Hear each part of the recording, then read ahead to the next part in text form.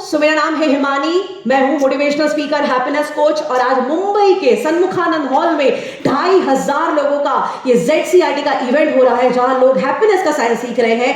और हैप्पीनेस की अब मैं एक ऐसी बात आपको सिखाने वाली हूं कि जिसको जिंदगी में आपने अपना लिया तो आपकी लाइफ गारंटेड है कि आप खुशखुशाल के रूप में खुश इंसान बन के पास कर पाएंगे। पर अगर ये चीज आपने लाइफ से निकाल फेंकी तो आप चाह के भी कभी खुश नहीं रह पाएंगे। And the most important ultimate secret of happiness is the attitude, slide please, the attitude of gratitude, यानी कृतज्ञता की भावना। जिस इंसान के अंदर कृतज्ञता की भावना है वो हमेशा खुश रह सकता है, जिसके अंदर कृतज्ञता की भावना नहीं वो कभी खुश नहीं रहेगा। और कृतज्ञता की भावना मतलब क्या? तो कृतज्ञता मतलब धन्यवाद की भावना, थैंकफुलनेस की भावना, और किसके प्रति? जिसने आपको बना के भेजा है उसके प्रति। और उसके प्रति अगर थैंकफुल नहीं होना तो आप खुश नहीं रह पाओगे।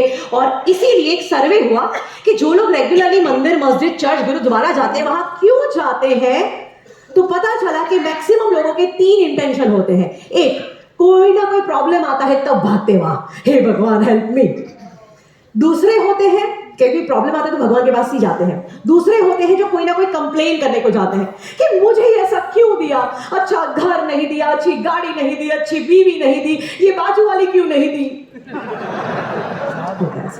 और तीसरे होते हैं जो मांगने को जाते हैं, ये दे दे, वो दे दे, 1 नहीं 2 4 दे दे। भगवान भी इनको कहते होंगे सोफिस्टिकेटेड भिखारी। उसको सब मिला है, आज भी भीख मांगता है। किसी फकीर को पूछा गया कि अमीर गरीब में फर्क क्या, बोले कोई फर्क नहीं, अमीर और गरीब में एक ही फर्क, गरीब मंदिर के बाहर मांगता है और ये अमीर मंदिर के अंदर मांगता है।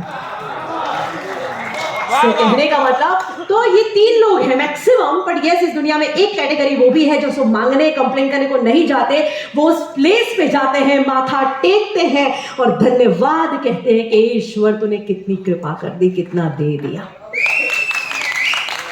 और आई नो आपके हाथ बंधे हुए हैं पर आप मुंह से ताली बजा सकते हैं।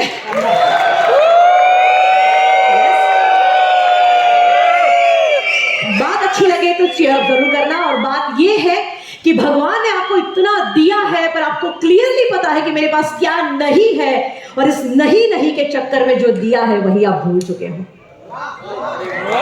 क्योंकि एग्जाम्पल मैं देखती हूं लोगों को कंप्लेंट होती है, कंप्लेंट वही इंसान करता है जिसके अंदर ग्रेटिट्यूड नहीं होता।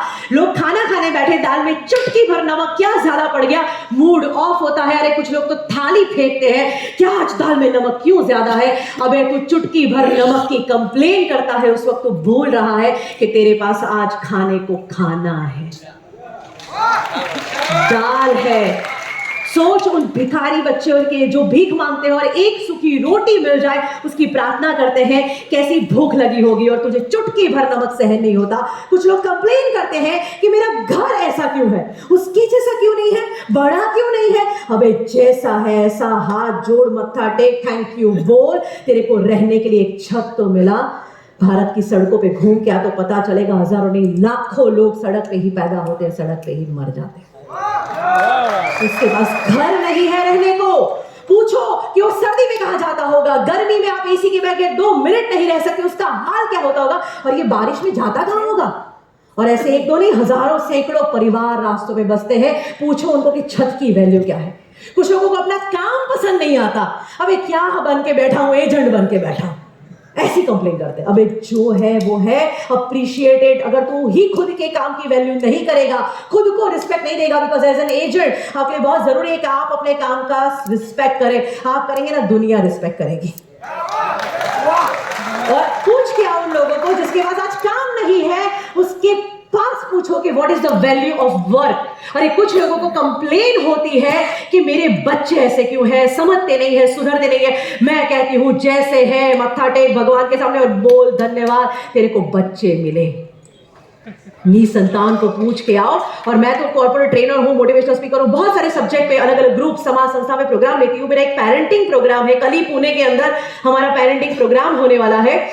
तो उसमें एक चीज मैं सिखाती हूँ, जितने भी यहाँ मम्मी पापा कितने हैं, यस बोल सकते हैं, मम्मी पापा, यस, ओके, बहुत सारे पेरेंट्स हैं। आप लोगों को मैं एक चीज बताऊं, पेरेंट्स प्लीज अपने छोटे छोटे बच्चों की कंप्लेंट्स करना बंद कर दो।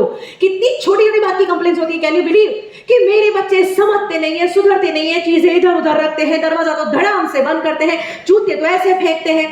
मैं कहती हूँ बच्चों को ट्रेनिंग दो, ट्रेनिंग के खिलाफ नहीं हूं मैं, पर अगर ऐसा करते हैं तो एक चीज समझ लो कि वो बच्चे हैं, जिस दिन एडल्ट हो जाएंगे बुद्धि आ जाएगी, ऐसे नहीं करेंगे। पर तुम इस कंप्लेन के अंदर तुम्हारी जिंदगी का सबसे सुनहरा मौका मिस कर रहे हो, और वो सुनहरा मौका है उस बच्चे का बचपन एंजॉय करने का।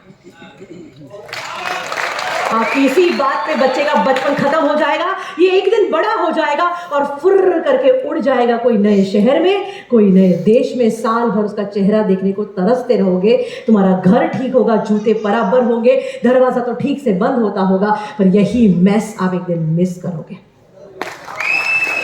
कुछ बच्चे भी कंप्लेन करते हैं कि my mom dad are so negative, और कुछ बच्चे तो अपने माँ बाप को बुलाते हैं हेलीकॉप्टर पेरेंट्स। बोला क्यों? तो बोले हेलीकॉप्टर की तरह पूरा दिन सर पे मंडराते ही रहते हैं, क्योंकि उसको वैल्यू नहीं है, उसको पता नहीं है जिस दिन अगर ये हेलीकॉप्टर तेरा उड़ गया ना बेटा, तेरे जमीन तेरे पैरों से सरक जाएगी। कभी बच्चों को लेके ना अनाथ आश्रम विजिट करवाइए, पता चलेगा कि एक माँ और पिता की वैल्यू क्या होती है। कंप्लेंट्स करना बंद करो। कुछ लोग अपने परिवार की कंप्लेन करते हैं, क्यों करते हो? अरे जैसा है वैसा है, मत्था टेक, थैंक यू बोल, परिवार है ना। आज भारत में सड़कों पे सोच लेना, देख लेना कितने हादसे हुए होंगे, और उन हादसों में कई बार एक एक इंसान बच जाता है और परिवार के सारे बाकी के सदस्य मर जाते हैं। केदारनाथ गई थी मैं, हमारा हिमालय रिट्रीट होता है केदारनाथ में, हम वर्कशॉप कराते हैं। मैं गई, वहां पे किस्से मैंने सुने। घर के 7-8 लोग वैकेशन मनाने के लिए वहां 4 धाम यात्रा पे आए, ऐसी बाढ़ आई कि घर का एक सदस्य बच गया और बाकी के सब बह गए। कैन यू बिलीव कि उनको क्या पेन होता होगा? और भगवान ने आपको ऐसा कुछ नहीं दिया, फिर भी आपको कंप्लेन है, कंप्लेन करते हो। Last 2 most important complaints. एक कंप्लेन होती है कुछ लोगों को अपने बॉडी की, हाउ डेयर यू। यहां बैठे हुए एक एक इंसान को मैं बता देती हूँ, भूल से अपने शरीर की कंप्लेन मत करना। कंप्लेन अगर करते हो तो तुम भूल जाते हो कि आज तुम्हें बॉडी का कोई भी कंप्लेन है, पर जब से आई हूं मैं तब से ऐसे टुकुर टुकुर मुझे देख रहे हो, मेरी बातों पे तालियां बजा रहे हो, जब कह रही हूं जंप मार रहे हो, तो भगवान ने सबसे बड़ा ब्लेसिंग तो दे दिया। देखने के लिए आंखें दे दी, ताली बजाने के लिए हाथ दे दिए, चलने के लिए पैर दे दिए। क्या तुमने इसका थैंक यू बोला? तो तुमने थैंक यू नहीं बोला तो तुम्हें कोई हक नहीं है कंप्लेन करने का। कुछ लोग घर से निकलते हैं और पंचर हो गया, छोटा मोटा एक्सीडेंट हो गया, तुरंत कंप्लेन करते हैं कि हे भगवान मेरे साथ ही आज ऐसा होना था। भगवान भी ऊपर से कहते होंगे कि तेरे को हजारों बार सेफली आपको घर पे पहुंचाया, तूने कभी थैंक यू बोला? Then how dare you complain?